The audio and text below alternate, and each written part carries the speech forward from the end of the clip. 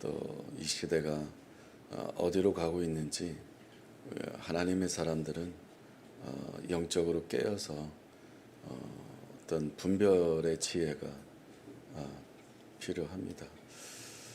특별히 이 지구가 몸살을 앓고 있지 않습니까? 지진과 또한 자연재해와 또 장마와 또 비로 인해서 피해를 받는 또 아까운 생명을 잃는 그런 일들이 전 세계적으로 지금 일어나고 있습니다.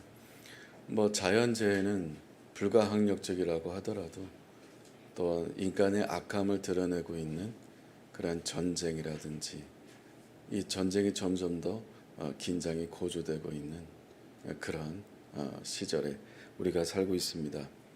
보다 더 악한 것은 성경에 반하는 도덕적이고 윤리적인 것들이 점점 더 파괴되고 붕괴되고 있고 무분별한 그런 시대에 우리가 노출되고 살고 있습니다.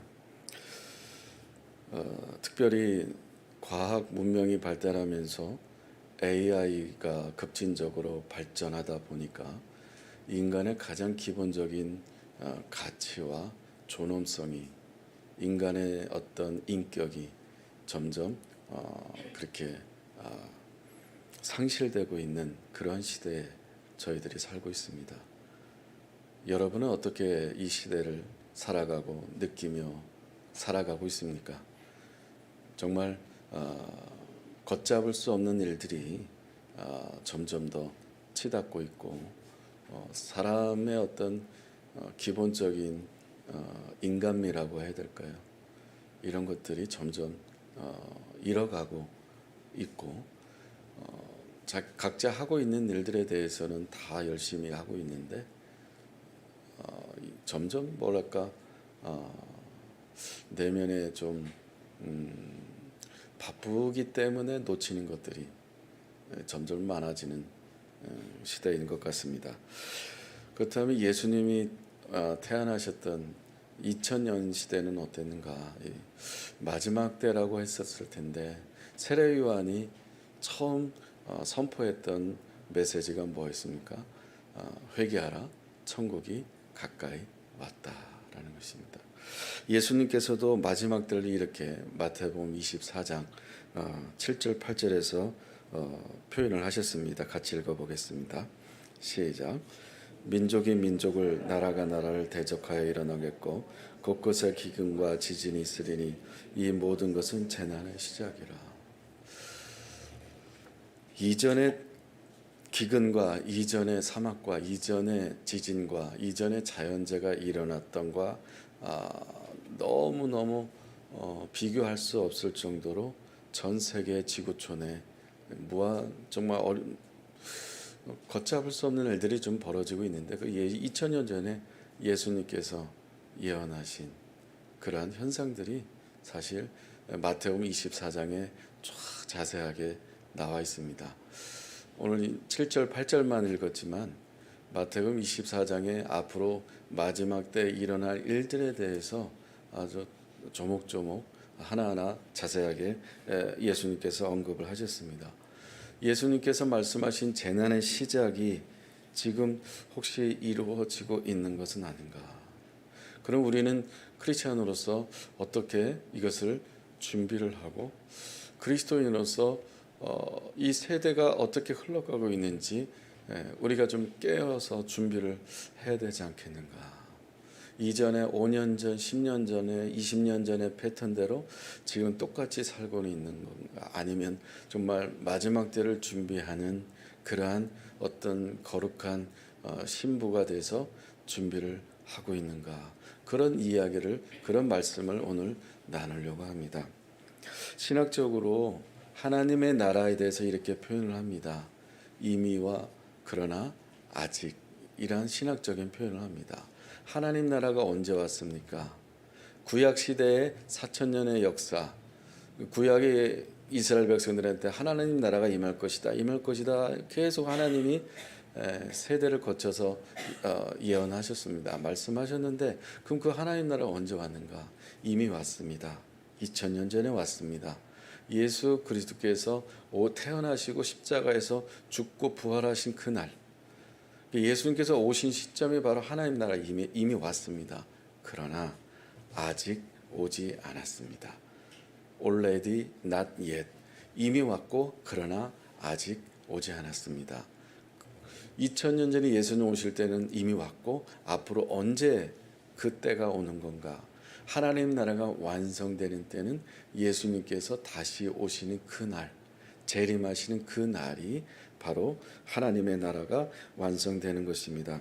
그래서 우리 기독교의 종말론에 대해서 우리가 말할 때는 주변에 여러분들 많은 사람들이 이야기를 하죠. 이 마지막 때를 우리가 언제인지를 잘 분별할 줄 알아야 되는데 그것을 오늘 중요한 것을 몇 가지 말씀드리려고 합니다.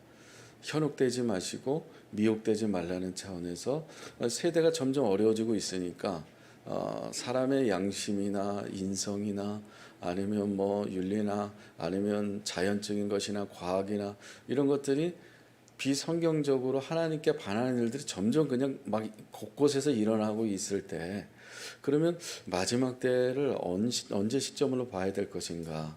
우리 이것을 잘 분별을 해야 됩니다. 그리고 그렇게 잘못 가르치는 것을 우리가 분별하고 현혹되지 말아야 되는데 첫째는 어떤 것을 우리가 분별해야 되냐면요. 날짜를 특정하는 것을 분별해야 합니다. 몇 년도 몇 월 며칠에 오신다.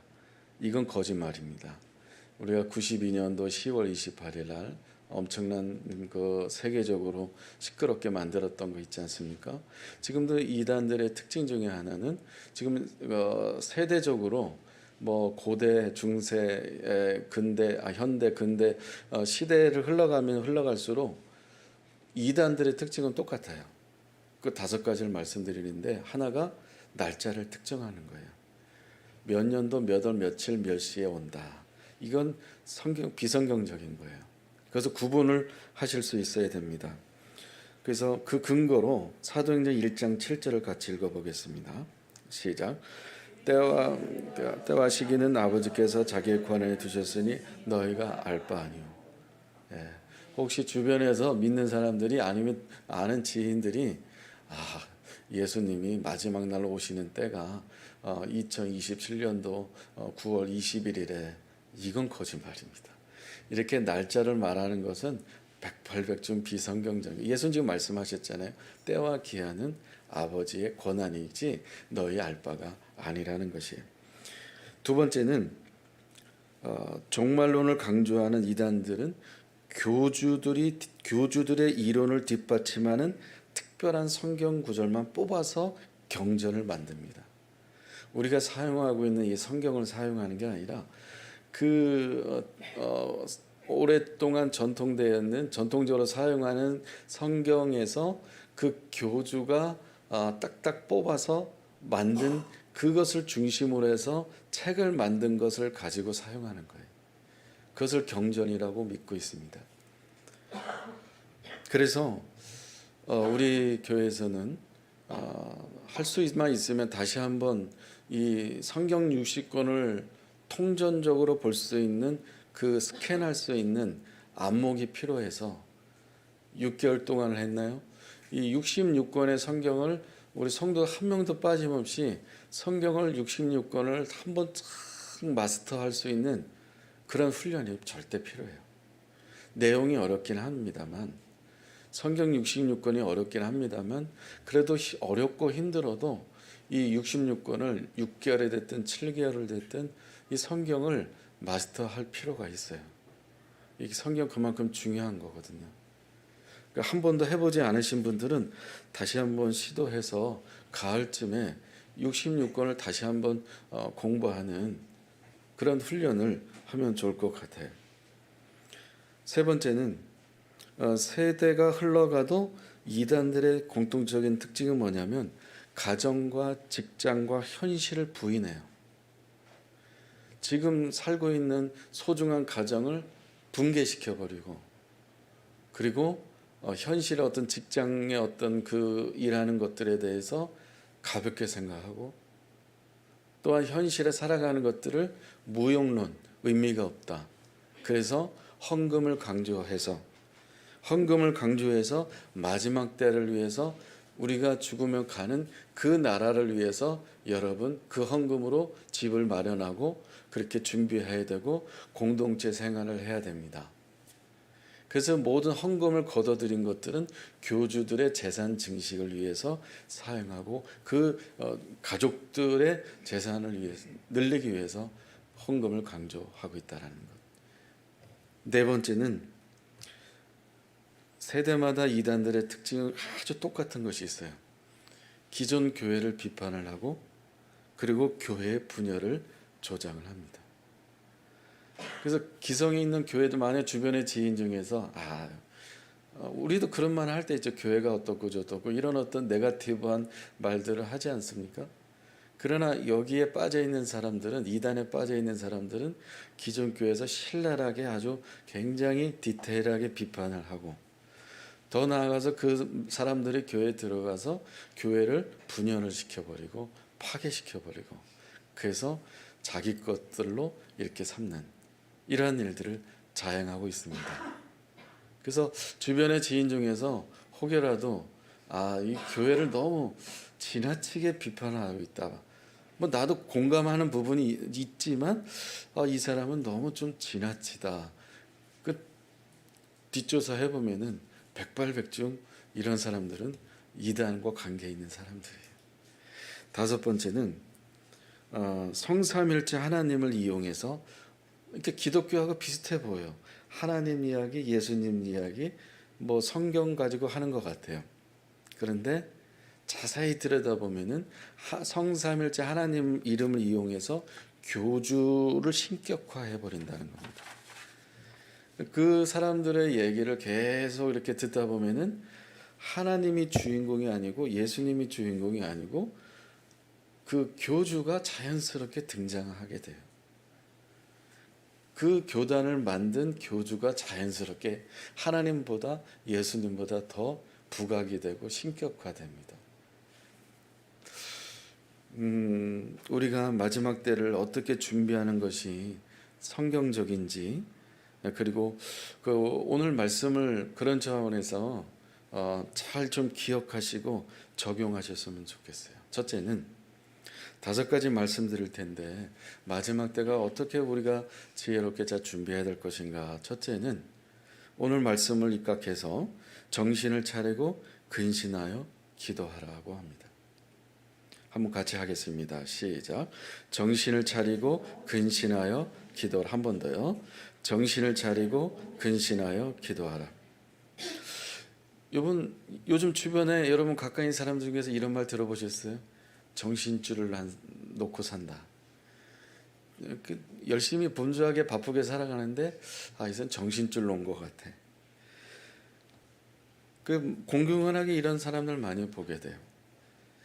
다시 말해서 지금 내가 무엇을 위해서 살고 있는지 그것에 대한 확신이 없는 거죠.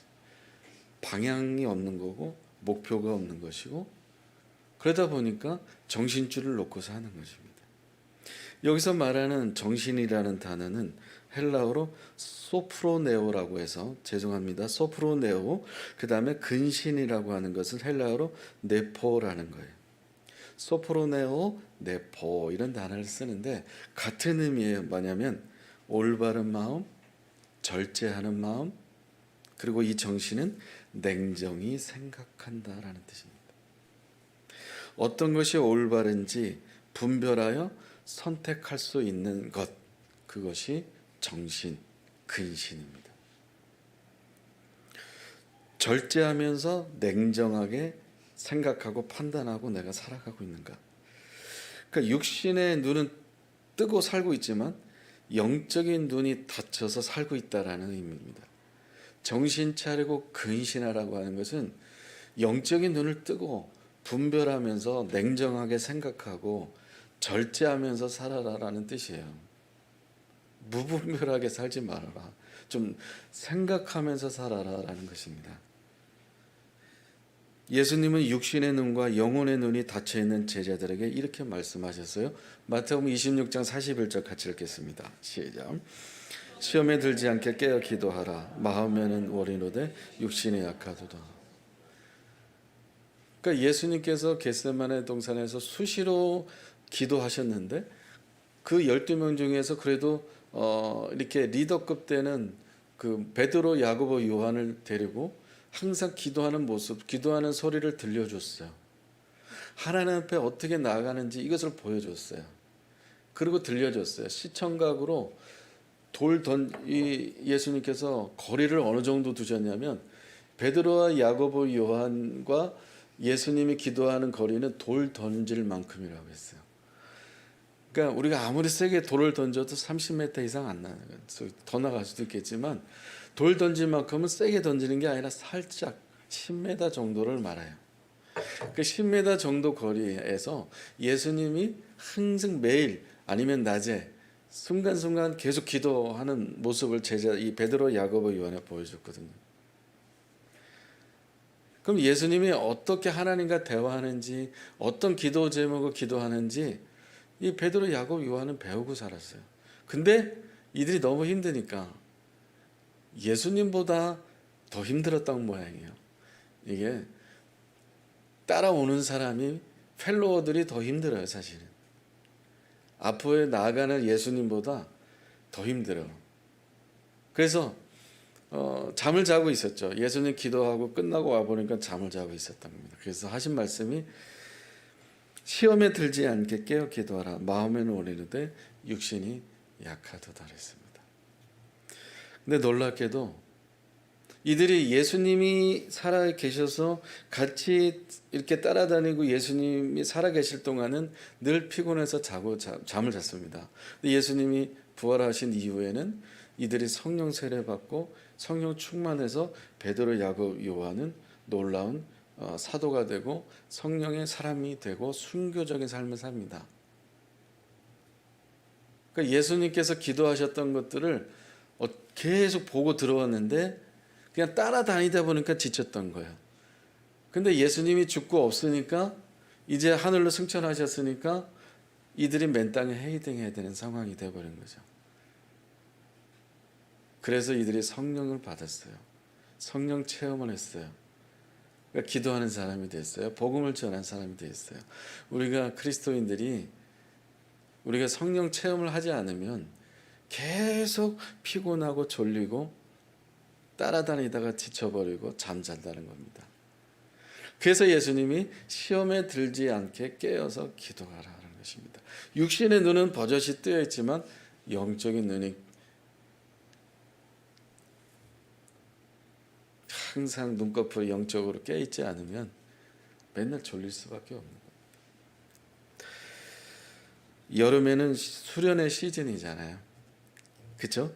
그래서 저희는 하지 않지만 여름성경학교 중고등부 수련회, 청년부 수련회, 대학부 수련회 아니면 어른들 전교인 수련회를 합니다. 수련회 중에서 가장 강력한 영성 훈련이 뭘까? 수련회 중에서 하나님 아버지의 마음을 실제적으로 배울 수 있는 실습 현장이 무엇일까? 배려와 존중을 배우고 용서와 사랑과 섬김을 배우는 진짜 최고의 영성 훈련은 무엇일까? 그것은 단기 선교예요. 단기 선교를 가는 지체들은 파송받은 선교팀이고 교회에 남아서 중보기도 하는 지체들은 보내는 선교팀이에요. 복음화율이 우리가 1.3%밖에 되지 않는 몽골에 우리가 작년에 이어서 오늘도 가려고 준비하고 있습니다.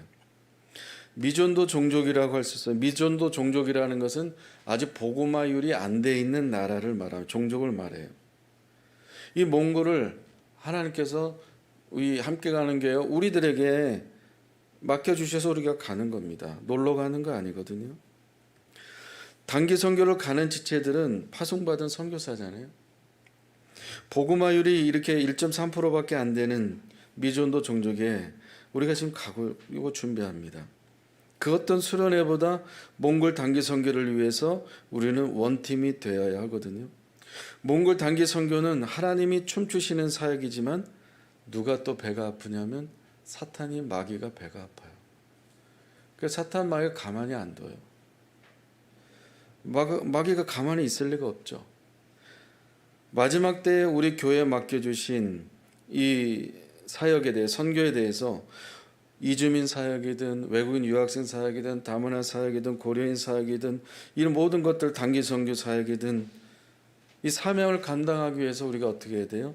정신 차리고 근신하고 깨어서 기도해야 된다. 그렇지 않으면 누가 춤춘다고요? 누가 배 아프다고요? 마귀가 배 아픈 거예요. 가만히 두지 않습니다. 사랑하는 여러분, 이 마지막 때에 정신 차리시고 근신하시고 깨어서 기도하시기를 축복합니다. 두 번째는 오늘 말씀에 입각해서 서로 사랑하라고 말씀하십니다.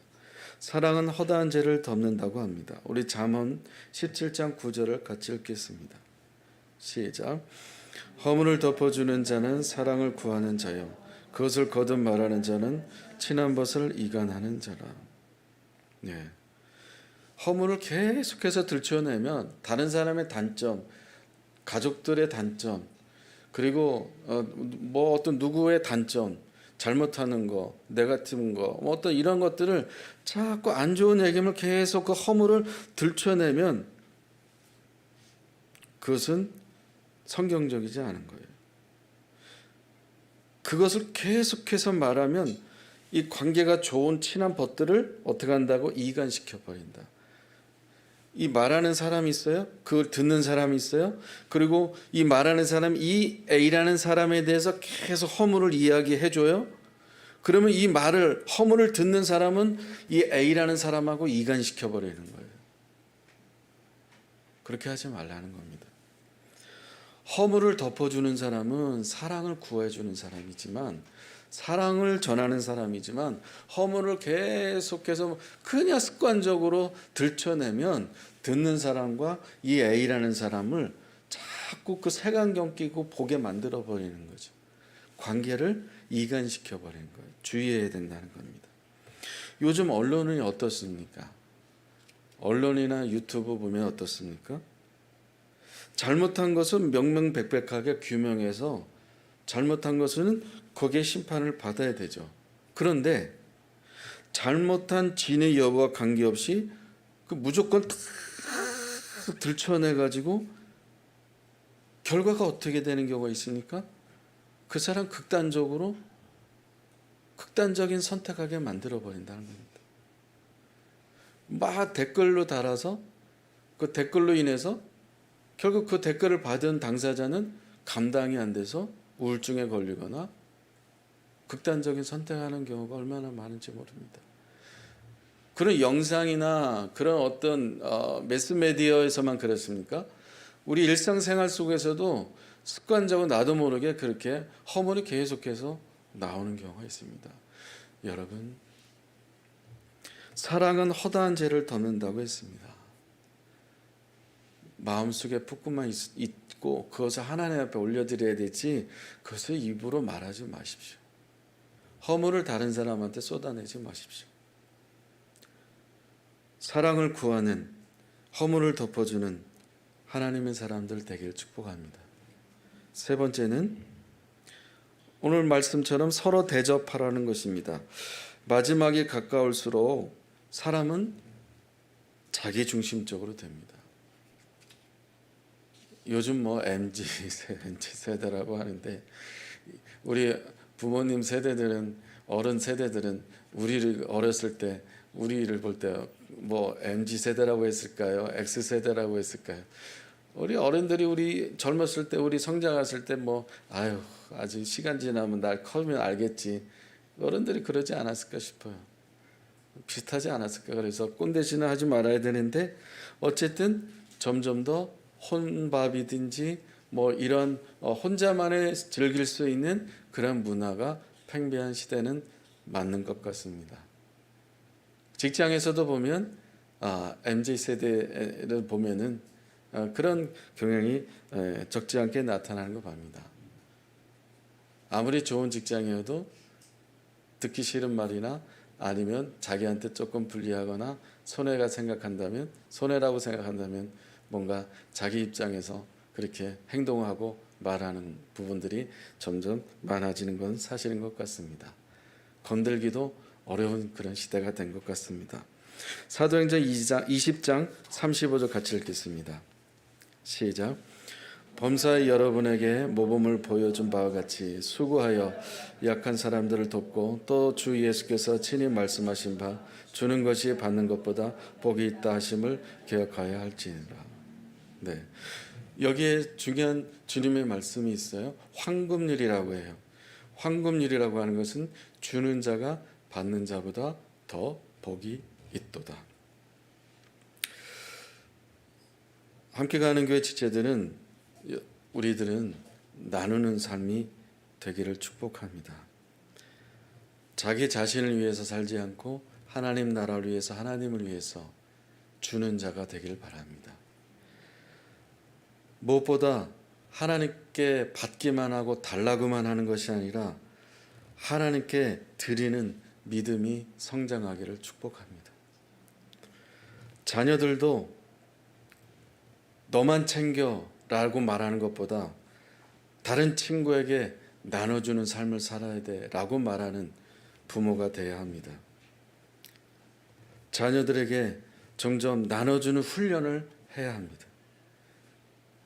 우리는 아낌없이 주는 나무처럼 나무가 잘려 나갔다 할지라도 그 구루터기가 남아서 힘들고 어렵게 그 여행을 하는 나그네에게 벤치가 되어지는 것처럼 나무 하나 다 버릴 것이 없는 것처럼 아낌없이 주는 나무처럼 나눠줄 수 있는 주는 사람, 받는 것에 익숙하지 않고 주는 데 익숙할 수 있는 하나님의 사람들 되길 축복합니다. 네 번째는 선한 청지기 같이 서로 봉사라고 합니다. 청지기는 무슨 뜻이냐면 책임을 진다라는 뜻이에요. 책임을 맡은 사람입니다. 하나님께서 우리들에게 건강을 맡기셨잖아요. 그럼 건강을 관리할 청지기적 삶, 책임지는 삶을 살아야 되죠. 제가 제일 못하고 있는 것이 이겁니다. 하나님께서 우리에게 물질을 맡겨줬으면 물질을 잘 지켜야 되는 책임이 우리한테 있고 우리에게 주신 시간, 가정, 교회, 우리의 청지기적 삶을 살아야 되는데 우리가 책임을 맡은 사람들이라는 거예요. 우리에게 있는 모든 것은 우리 것이 아니고 주님의 것이다 라는 것을 인정해야 하는 것이 청지기적 삶이에요. 청지기는 책임감 있게 사용해야 되고 또한 봉사하는 데 사용이 된다는 것입니다. 이 부분에 있어서 우리 모두는 정말 청지기적 봉사하는 데 있어서 완벽하게 감당할 수 있고 그래서 이 부분에 대해서는 더 이상 설명할 필요 없이 너무 다 잘하고 계시기 때문에 이 네 번째 말씀 선한 청지기같이 서로 봉사라는 것은 제가 다시 설명과 말씀과 언급할 필요 없이 너무 다 잘하고 계시는 영역이라서 말씀드리지 않겠습니다.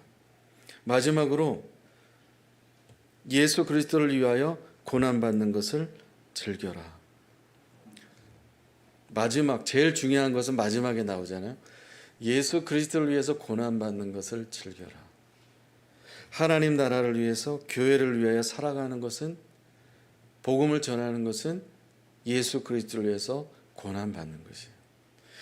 예배하는 거, 예배 나가는 거 이거 고난 축에도 끼지 않습니다. 여기서 예수 그리스도를 위해서 고난받는다는 것은 뭐냐면 복음을 전하는 것을 말하는 거예요. 교회 바깥에 나가서 삶의 현장에서 내가 예수님을 전하고 있는가 전하는 데 있어서 너나 잘 믿어 이런 말 듣는 거 전하지 않아도 내 삶을 통해서 오래된 지인들이 너같이 믿어야 당신같이 믿어야 진짜 찐 그리스도인이구나 이런 말을 듣는 것 이것이 바로 예수 그리스도를 위해서 고난을 당하는 것이다라고 말할 수 있습니다. 마지막 때에는 예수 그리스도로 해서 고난받는 것을 즐거워야 합니다. 예수 그리스도 제자들이 성령 체험하고 나서 어떻게 죽었습니까? 예수님께서 십자가에서 똑바로 이렇게 매달려 죽으신 것에 대해서 나는 그렇게 죽을 수 없다. 그래서 거꾸로 매달려서 순교당한 제자도 있습니다. 왜? 예수님께서 나를 죄를 위해서 십자가에서 죽으신 것을 생각할 때 나의 어떤 삶과 생명과 목숨은 아깝지 않은 거예요. 내 평생에 하나밖에 없는 생명을, 목숨을 예수님 복음을 전하기 위해서 그렇게 선교사처럼 순교자처럼 살아가는데 아깝지가 않은 것입니다. 그래서 예수님처럼 똑같이 죽는 것이 나는 부끄러운 거예요. 그렇게 죽을 수 없다. 그래서 나는 거꾸로 매달려서 죽겠다. 이렇게 제자들은 성령 받고 살아갔습니다. 마지막 때에는 예수님을 전해야 된다는 거. 그러나 지금은 전하지 못하고 안 전하고 그렇게 점점 더 움츠려들고 있어요. 그렇지 않습니까? 피부로 느끼고 있지 않습니까? 우리 삶의 현장에서 얼마나 내가 예수님을 이야기하고 예수님을 전하며 살고 있는가. 마지막 때가 될수록 점점 더 그리스도인들이 움츠려들고 있다. 제자들은 성령 충만함을 받아서 죽을 각오하고 목숨을 내던지고 살았습니다. 마지막 때에는 그리스도는 그렇게 살아야 된다는 거예요. 할렐루야.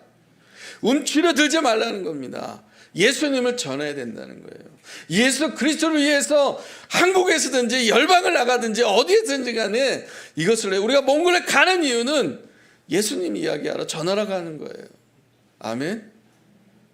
기독교인은 1.3%밖에 되지 않는 몽골 땅에 우리가 가는 이유는 우리가 그 만나는 그 사람에게 예수님 전하러 가는 거예요.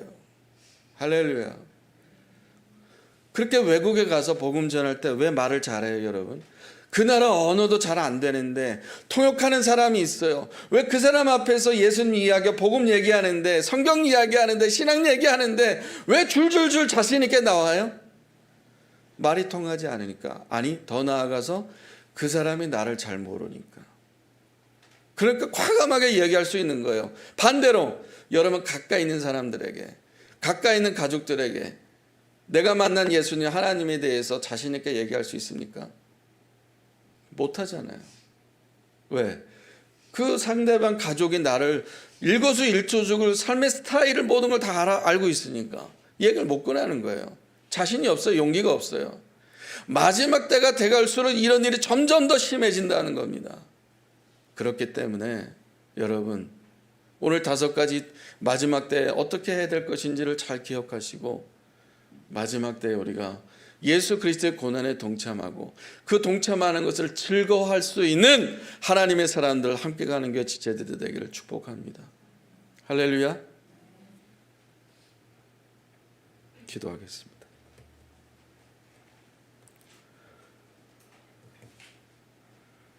하나님 아버지, 마지막 때라고 가볍게 무겁게 크게 우리가 말하며 느끼고 있는 시대에 살고 있습니다. 그러나 정작 우리는 어떻게 마지막 때를 준비하고 있는지 정신 차리고 근신하고 깨어서 사랑함으로 대접함으로 봉사함으로 아버지 하나님 주는 자가 되어서 예수 그리스도의 고난에 동참하며 즐거워할 수 있는 마지막 때 남은 자들이 되게 하여 주시옵소서.